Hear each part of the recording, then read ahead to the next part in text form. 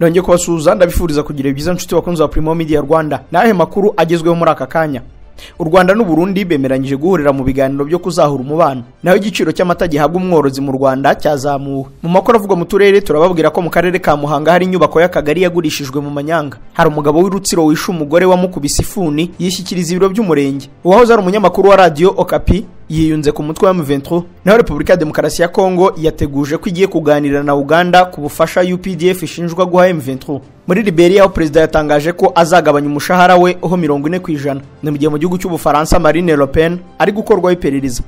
Ngizo zimwe mu ngingo zigize amakuru tugiye kugarukaho mu kanya ku buryo burambuye. Nge ni Jean Dodier Kanijabo. Mu ivuriro Everlife nahivurije umwijima, mivuriza n'iby'amabanga y'abashakanye. Bankoraho riraka n'abahanga pe. Nyuma yo kugira ikibazo cy'imisemburo mike bandangiye ivuriro Everlife ndarigana baramfasha icyo kibazo kirakemuka. Nyuma naje kujyana n'umubyeyi wanjye afite ikibazo cya hypertension, ubu ngubu ni muzima. Nashishikariza abantu bafite ibibazo by'imisemburo bigatuma batabyara, bigatuma imihango yabo itaza neza nkuko bikwiye, kuba mwagana ivuriro Everlife bakabafasha. Murakoze cyane. Ivuriro Everlife rikorera Nyabugogo rimaze kuba ubukombe mu Rwanda no hanze yarwo mu kuvura indwara bakoresheje imiti y'ibimera kandi itunganyijwe neza mu buryo bw'ibinini, poudre cyangwa liquide. Hari abadogiteri batandukanye bagufasha kandi kiza nuko aho waba uherereye hose ku isi imiti yakugeraho, cyane ko bakorana na DHL. Mu ndwara bavura twavugamo nk'iz'imyororokere zose, kurangiza vuba no kubura ubushake, indwara zifata abadamu zose, igwingira ry'igitsina, indwara nk'umwijima, diabete, amara, igifu, asima. Abifuza kuva ku biyobyabwenge nabo barabafasha. Ku bindi bisobanuro wahamagara cyangwa ukandikira muganga. Everlife, icyizere cy'ubuzima. Duhera aya makuru ko yarebana n'amatora aho abanyarwanda baba mu mahanga bazatorera mu bihugu 70. Umunyamabanga nshingwabikorwa wa Komisiyo y'Igihugu y'Amatora Charles Munyaneza yatangaje ko abanyarwanda bazatorera mu mahanga bazatorera kuri site 160 mu bihugu 70. Ibyo u Rwanda rufitemo ambasade bikaba ari 44 gusa. Ni amakuru yatangarije ikinyamakuru Igihe ndetse anakomoza ko kuba imyiteguro yose ijyanye no gutegura amatora yaba ku bazatorera mu Rwanda no mu mahanga iri kurangira. Ati muri diaspora amatora agiye kubera muri ambasade 44 z'u Rwanda mu bihugu 70 ndetse aberi kuri site 160 muri ibyo bihugu. Mu bindi Charles Munyaneza yagarutseho nuko ibikoresho byose bizifashishwa mu matora y'umukuru w'igihugu n'ay'abadepite byamaze kuboneka, ndetse hagati yo ku itariki ya 12 n'iya 14 z'uku kwa karindwi bikazaba byamaze kugezwa kuri site zizatorerwaho mu Rwanda, mu gihe mu mahanga ho byamaze kuhagezwa ariko ibyanyuma bikazagezwaho ku itariki ya 11 z'uku kwezi. Ni mu gihe abazayobora amatora haba mu Rwanda no mu mahanga nabo bamaze guhugurwa. Amasite y'itora nayo yamaze gutegurwa, ibikorwa bya nyuma bikaba birimo gutegura imihanda ndetse no gushyira umuriro w'amashanyarazi aho utari mu hazabera amatora, nabyo ngo bikaba biri kurangira. Urutonde nakuka rwa Komisiyo y'Igihugu y'Amatora rugaragaza ko abantu bazatora ari 9,971 n'abantu 157 barimo ab'igitsina gabo barenga 4,400,000, mu gihe abagore barenga 53% by'abazatora bivuze ko ari 4,800,000 barenga. Abanyarwanda bo mu mahanga bazatora ni 77,138 barimo abagabo 41,000 n'abagore 35,000 barenga. Naho u Rwanda n'u Burundi byemeranyije guhurira mu biganiro byo kuzahura umubano. Mu mpera z'uyu mwaka biteganyijwe ko abayobozi muri guverinoma y'u Rwanda n'iy'u Burundi bazahurira ku meza y'ibiganiro bigamije kuzahura umubano w'ibihugu byombi umaze iminsi utifashe neza. Byemerejwe i Zanzibar muri Tanzania aho amaze iminsi habera umwiherero w'abayobozi bo muri Minisiteri z'Ububanyi n'Amahanga z'ibihugu bigize umuryango wa Afurika y'Iburasirazuba. Tariki ya 11 z'ukwa mbere k'uyu mwaka u Burundi bwafunze imipaka yose ibuhuza n'u Rwanda nyuma yo kurushinja gufasha umutwe wa Red Tabara utavuga rumwe na Gitega, ibintu u Rwanda rutahwemye kugaragaza ko ari amakuru adafite aho ahuriye n'ukuri. Ibyo byakurikiye ibindi bibazo aho ku itariki ya 10 z'ukwa gatanu habaye igitero cya grenade cyagabwe muri iki gihugu mu mujyi wa Bujumbura. Nanone u Burundi bugishinja u Rwanda. Kuri iyi nshuro Minisitiri w'Ububanyi n'Amahanga Olivier Nduhungirehe yavuze ko mu kwezi kwa 10 k'uyu mwaka hazabaho ibiganiro ku mpande zombi bigamije gucoca ibyo bibazo byose. Ati twemeranyije ko tuzahura ku itariki ya 31 z'ukwa 10 uyu mwaka. Tuzaba tunyura mu bibazo byose bihari uyu munsi bibangamiye ibihugu byombi. Nge na Minisitiri w'Ububanyi n'Amahanga w'u Burundi Albert Shingiro twagaragaje ko turajwe ishinga no gushakira umuti ibibazo bibangamiye abaturage b'u Rwanda n'u Burundi, cyane ko ari abavandimwe. Tariki ya 7 z'uku kwezi ku ifoto yashyize kuri X mugaragaza ari kumwe na Minisitiri Nduhungirehe n'umunyamabanga wa leta ushinzwe ubutwererane bw'akarere muri Minisiteri y'Ububanyi n'Amahanga General Retired James Kabarebe. Minisitiri Shingiro nawe yagize icyo avuga kuri iyi ngingo. yavuze ko ibiganiro bya diplomasi ari inzira ikomeye yafasha mu gushakira umuti amakimbirane, umwuka mubi no kutumvikana ku ngingo runaka biri hagati y'ibihugu byombi. Gufunga imipaka ihuza u Rwanda n'u Burundi byahungabanyije ubucuruzi atari kuri ibi bihugu bihana imbibi gusa ahubwo no mu karere muri rusange. Umuyobozi mukuru w'akanama gashinzwe ubucuruzi muri Afurika y'Uburasirazuba Jean Bosco Kalisa avuga ko bishimiye amasezerano yashyizweho umukono mu mwiherero wabera Zanzibar kuko nibiramuka bikunze bizabyutsa ibikorwa by'ubucuruzi n'ishoramari mu karere hagati y'ibihugu bikagize. Mu yandi makuru, igiciro cy'amata gihabwa aborozi cyazamuwe. Minisiteri y'Ubucuruzi n'Inganda Minicom yashyizeho ibiciro bishya by'amata ku borozi bisimbura ibyari bisanzwe, aho umworozi uzajya ujyana ku ikusanyirizo litiro imwe azajya yishyurwa amafaranga 400 aho kuba 300 yari asanzwe. Umuturage uyaguze ku ikusanyirizo we akishyura 432 kuri litiro. Ibi biciro bishya byasohowe mu itangazo Minisiteri y'Ubucuruzi n'Inganda yaraye ishyize hanze irinyuje ku mbuga nkoranyambaga. Iyi minisiteri yavuze ko hashingiwe ku busesenguzi bwakozwe na Minisiteri y'Ubuhinzi n'Ubworozi ifatanyije n'iy'Ubucuruzi n'Inganda n'izindi nzego zitandukanye zifite aho zihuriye n'uruhererekane nyongeragaciro rw'amata, hagamijwe kuvugurura igiciro cy'amata gihabwa aborozi ko hagomba kuzamurwa igiciro kuri litiro y'amata gihabwa umworozi. Iri tangazo rikomeza rigira riti igiciro ntagibwa munsi gihabwa umworozi ugejeje amata ku ikusanyirizo ni amafaranga 400 y'u Rwanda. Igiciro cy'amata ku ikusanyirizo ni 432 kuri litiro. Ikiguzi cy'ubwikorezi ku mata agemuwe ku nganda, aborozi cyangwa abacuruzi hakomeza gukurikizwa imikoranire bari basanganywe. Inzego zibishinzwe zasabwe gukurikirana ishyirwa mu bikorwa ry'ibikubiye muri iri tangazo. Aborozi basanzwe bafite abaguzi babahera ku giciro kiri hejuru babwiwe ko iri tangazo ritabareba. Mu makuru avugwa mu turere, duhere mu karere ka Muhanga aho inyubako y'akagari yagurishijwe mu Manyanga. Inyubako y'akagari ka Ruri mu murenge wa Shyogwe bivugwa ko yagurishijwe hadakurikijwe amategeko agenga igurishwa ry'inyubako za leta. None abayikoreragamo bamaze imyaka 12 basembera mu biro by'umurenge. Iyi nyubako y'akagari yari iherereye mu mudugudu wa Ruhina mu kagari ka Ruri mu murenge wa Shyogwe mu karere ka Muhanga hafi n'umuhanda mugari wa Muhanga Huye. Amakuru y'ikinyamakuru Umuseke cyahawe na bamwe mu bakozi b'akarere ka Muhanga bazi uko byagenze iyi nyubako igurishwa, bavuga ko ubusanzwe iyo umutungo wa leta ujya kugurishwa hatangwa amatangazo ahamagarira abantu bafite amafaranga kuza gupiganwa uwayitsindiye akayegukana burundu. Aba bakozi bavuga ko inyubako y'akagari ka Ruri ijya kugurishwa ibisabwa byose bitigeze byubahiriza amategeko. Bavuga ko batunguwe no kubona bayikuramo abakozi bababwira ko bagiye kuyisenya kubera ko iri hafi y'umuhanda kandi hari n'umuturage ushaka igice kinini cy'ubutaka bwayo. Umwe ati akarere kafashe ubutaka bwari hubatse ibiro by'akagari babumuhera 600 icyo gihe, ubusigaye bufite metero 22 bamubwira ko buzakomeza gucungwa n'akarere. Bamwe muri abo bakozi bavuga ko usibye ubwo butaka bw'akagari bamuhereye make ngo n'uburyo babumugurishijeho ntabwo bukurikije amategeko. Bakomeza bavuga ko uyu muturage wahaguze kuri ubu yamaze no kwigabiza ubutaka bwose bwari buhasigaye ndetse n'inzu ye bwubatsemo akaba yarayigurishije n'undi muturage miliyoni zirenga 60 z'amafaranga y'u Rwanda. Hari kopi z'amabaruwa akarere kandikiye uyu muturage kamugurisha ubwo butaka bw'akagari ndetse na metero 22 yagombaga gusiga mu maboko y'akarere ka Muhanga. Ikindi ngo nuko batamenye irengero ry'ibikoresho byari byubakishije ibiro by'akagari. Umuyobozi wungirije ushinzwe iterambere ry'ubukungu mu karere ka Muhanga Eric Bizimana avuga ko bagiye gusuzuma iki kibazo bamenye icyo abo bayobozi bagendeyeho bajya kugurisha inyubako y'ibiro by'akagari ka Ruri. Ati tugiye gusuzuma iki kibazo nidusanga inyubako y'akagari ka Ruri yaragurishijwe yatubahirijwe amategeko tuzasesa ayo masezerano ubutaka busubire mu bubasha bw'akarere. Bizimana avuga ko batangiye gukora ibarura ry'ubutaka bwa leta abaturage bibarujeho ndetse n'ubutaka budafite bene bwo kugira ngo hashakishwe ibisubizo kuri ibyo bibazo. Usibye inyubako n'ubutaka abo bakozi bavuga ko byagurishijwe mu buryo budakurikije amategeko, hari n'ubundi butaka bwa leta ndetse na sitasiyo y'umwicuruzi bikomoka kuri peteroli bigabije. Mu karere ka Ruhango abagabo 4 barakekwaho kwica mugenzi wabo bahuriye mu muhuro w'ubukwe. Abagabo 4 mu murenge wa Mbuye mu karere ka Ruhango barakekwaho kwicira mugenzi wabo mu muhuro w'ubukwe.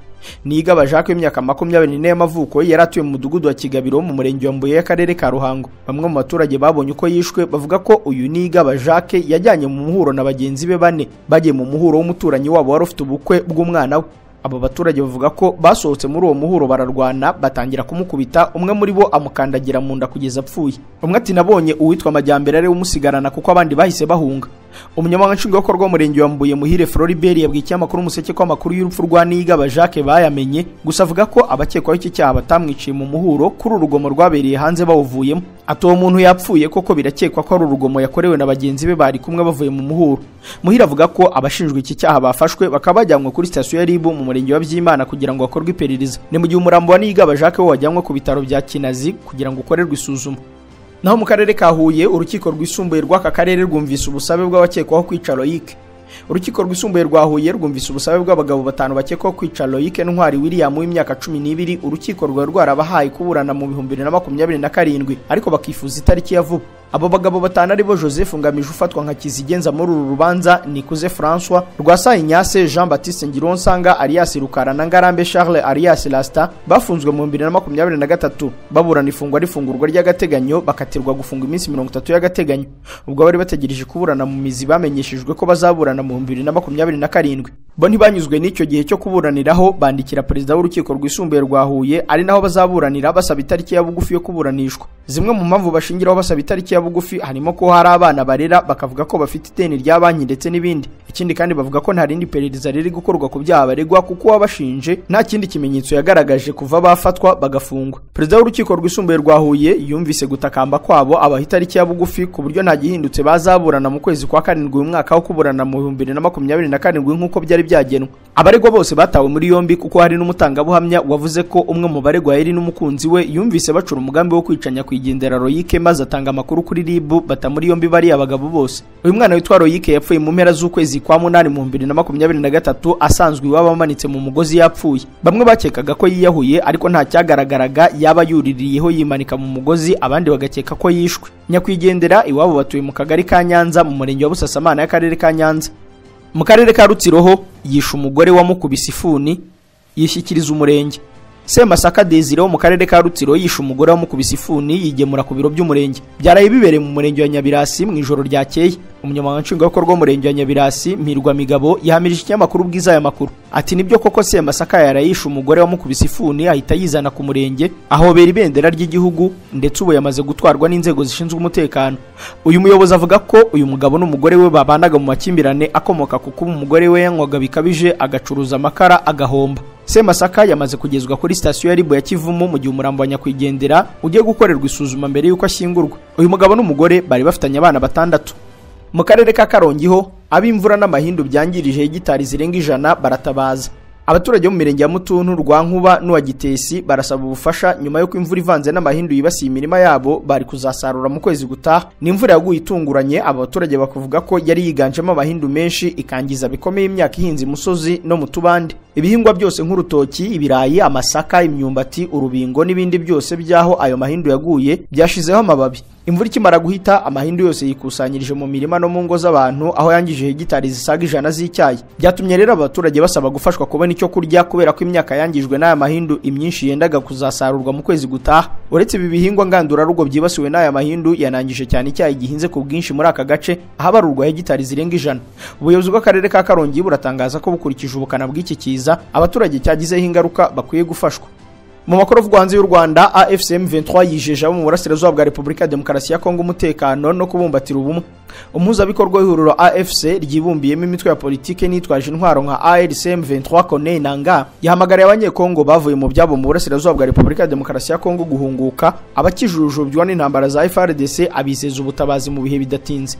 Yabigarutseho mu gusoza amahugurwa y'abayobozi ba politike n'abagisirikare ba M23 yabereye i Rucuru. Corneille Nangaa yagaragaje ko leta ya Kongo yirengagije abaturage bo mu bice bya Goma, Butembo, Beni, Ituri n'ahandi ku buryo bicwa umunsi ku munsi ntigire ikibikoraho. Yahamije ko abakuwe mu byabo n'intambara ishyamiranyije ingabo za FARDC n'imitwe bafatanyije na M23 babaga mu bice bya Nyiragongo, Rucuru, Masisi bagomba gusubira mu ngo zabo kuko hari amahoro n'umutekano. Ati icyo dukeneye no kuba umwe, nta mututsi, nta munandi, nta muhutu, nta munyanga, twese turabanyekongo.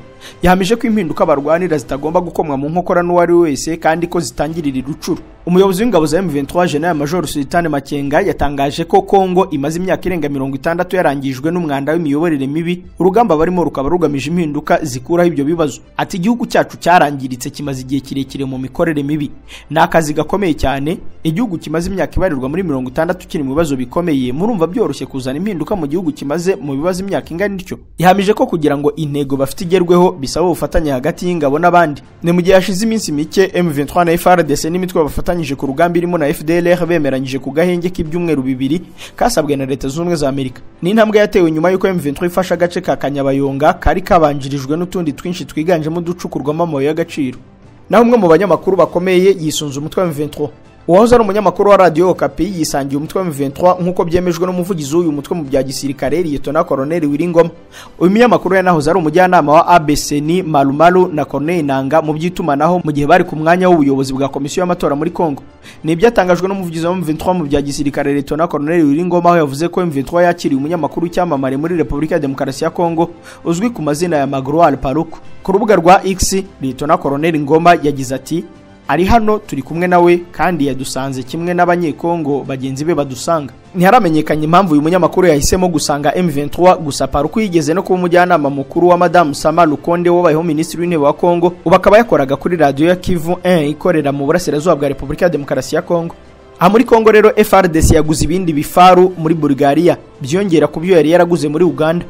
Igisirikare cya Repubulika ya Demokarasi ya Kongo cyaguze ibindi bifaru by'imitamenwa bikorerwa muri Bulgaria byiyongera ku byo cyaguze muri Uganda mu minsi ishize. Ni amakuru yatangajwe n'ikinyamakuru Africa Intelligence cyo mu Bufaransa gisanzwe cyandika inkuru zibanga kuri Afurika. Mu ntangiriro z'ukwezi kwa gatandatu ngo nibwo Kongo yatangiye kwakira ibifaru byo mu bwoko bwa T55 bibarirwa muri 30. Ni ibifaru ngo byinjiye ku butaka bwa Kongo binyujijwe ku cyambu cya Matadi giherereye mu majyepfo ashyira uburengerazuba bwa kiriya gihugu. Ibi bifaru bikorerwa muri Bulgaria ngo bigomba gushyikirizwa regima ya 16 ikoresha ibifaru mu mutwe w'ingabo zishinzwe kurinda Perezida Tshisekedi. Mu kwa 11 k'umwaka ushize nibwo Kongo biciye muri General Laurent Nono Ponge usanzwe ari umuyobozi wungirije w'ibiro bya gisirikare muri Presidansi ya Kongo yasinyanye amasezerano na Atanas Kolchev usanzwe ari umuyobozi ushinzwe kugurisha intwaro mu hanze muri Bulgaria. Ni amasezerano y'imyaka 3 afite agaciro ka miliyoni 78 z'amadolari y'Amerika. Usibye ibifaru kandi Bulgaria yohereje abatekinisiye 60 mu rwego rwo gusana imodoka z'intambara za Kongo zishaje zirimo ibifaru bya T55 birenga 10 ndetse n'imodoka zo mu bwoko bwa BMP-1. Uretse izi ntwaro zo muri Bulgaria, Africa Intelligence ivuga ko Kinshasa yanasinyanye amasezerano ya miliyoni 64 z'amadolari n'ikigo Privé Partizan cyo muri Serbia ngo kigezeho amasasu. Intwaro n'ibifaru FARDC yaguze i Burayi biriyongera ku bifaru birenga 100 byo mu bwoko bwa Strength Kinshasa yaguze muri Uganda. Ni ibifaru bisanzwe biteranywa n'ishami ry'ubucuruzi ry'igisirikare cya Uganda UPDF. UPDF rero yagize ikinavuga kuri raporo y'impuguke za Loni ziyishinja gufasha M23. Igisirikare cya Uganda UPDF cyamaganye ibikubiye muri raporo y'inzobere z'umuryango w'abibumbye gishinja gufasha inyeshyamba za M23, kikavuga ko izo mpuguke zabogamye. Daily Monitor yasubiyemo amagambo y'umuvugizi wa UPDF Brigadier General Felix Kurayige avuga ko raporo ibogamye, idashingiye ku bushakashatsi kandi yifitemo guhengama. Uyu musirikare yunzemo ko inzobere zakoze iriya raporo zitagize uburere bwo mu bwenge intellectual discipline bwo gushaka uruhande rwa UPDF cyangwa ngo bakoreshe ubutabera karemano. Brigadier General Felix Kurayige agaragaza ko mu kwa 12/2023 UPDF yohereje ingabo zayo mu ntara ya Kivu ya ruguru mu rwego rw'umutwe w'ingabo z'akarere ka Afurika burasirazuba, bityo ko itahindukiye ngo ifashe inyeshyamba. Hagati aho raporo y'impuguke za Loni iheruka kujya hanze by'impanuka ivuga ko impuguke za Loni zabonye ibihamya byemeza ubufasha bamwe muri ba ofisiye ba UPDF na CMI, urwego rushinzwe ubutasi bwa gisirikare kuri M23. Ikomeza ivuga ko amakuru yatanzwe n'intasi ndetse n'abegereye M23 nayo yemeza ko hari abakozi b'ubutasi bwa Uganda baribonagana kuva mu mpera za 2023 mu rwego rwo guhuza ibikorwa n'abayobozi ba M23, kubaha ibikoresho ndetse no gutwara abayobozi ba M23 mu duce igenzura. Repubulika ya Demokarasi ya Kongo imaze igishinja Uganda kubifatanya n'u Rwanda mu gufasha M23. Kinshasa by'umwihariko ishinja Kampala kuba ingabo zayo zarafashije M23 kwigarura umujyi wa Bunagana umaze imyaka irenga 2 uri mu maboko y'izo nyeshyamba. Hagati Repubulika ya Demokarasi ya Kongo yanateguje kuganira na Uganda ku bufasha UPDF ishinjwa guha M23. Guverinoma ya Repubulika ya Demokarasi ya Kongo yatangaje ko iteganya kuganira n'iya Uganda ku bufasha ingabo za UPDF zishinjwa guha umutwe witwaje intwaro M23 urwanira muri Kivu y'Amajyaruguru. Perezida w'inteko ishinga amategeko ya Kongo Vital Kamerhe ubwo yari yitabiriye inama y'umuryango w'ibihugu bikoresha igifaransa yemeje ko Uganda ifasha M23 ayisabira ibihano. Cyakora umuvugizi wungirije wa UPDF Colonel Deo Akiki yatangaje ko biri muri raporo y'impuguke z'umuryango w'abibumbye ari ibinyoma kuko ngo ntabwo bashobora kujya guhungabanya igihugu basanzwe bitangira. Minisitiri w'ububanyi n'amahanga wa Kongo Therese Kayikwamba ubwo yaganiraga n'abanyamakuru yabajijwe kuri iyi raporo asubiza ko imuhangayikishije cyane, yongera ko bateganya kuganira na Uganda. Ati rwose tubabajwe n'iyi raporo kandi amasoko y'inzego zacu nayo atwereka nk'ibyo. Ntekereza ko binyuze mu buryo buhuza Repubulika ya Demokarasi ya Kongo na Uganda n'ubufatanye dufite tuzanyuza iki kibazo mu nzira za diplomasi ndetse no mu zindi zirimo igisirikare. Ndabizeza ko iki kibazo tukirimo. Mu gihugu cya Maliho iki gihugu kiremeza ko kuva kwabo muri ECOWAS bitazasubira inyuma. Minisitiri w'ububanyi n'amahanga wa Mali Abdoulaye Diop yakomeje kwemeza ko kugenda kw'igihugu cye Burkina Faso na Niger biva mu muryango w'ibihugu bya Afurika y'Iburengerazuba CEDEAO cyangwa ECOWAS bidashobora gusubira inyuma nubwo uwo muryango gifunguye imiryango. Igihugu cya Mali ariko kivuga ko nubwo bimeze bityo kizakomeza gufatanya na CEDEAO. Yamaganye kandi kurwanya ishyirwaho ritunguranye rya visa ku bene igihugu bo muri ibi bihugu bitatu bagenda muri ECOWAS. Minisitiri Diop yabivuze nyuma y'inama ya ba perezida ba ECOWAS barimo wa Senegal na Togo bagizwe abunzi mu biganiro hagati y'uyu muryango n'ibihugu bya Mali, Burkina Faso na Niger nk'uko ijwi rya Amerika ribitangaza. Ibihugu bitatu biyobowe n'abasirikare bahiritse ubutegetsi byatangaje mu kwezi kwa mbere ko bizava muri uyu muryango w'ibihugu 15.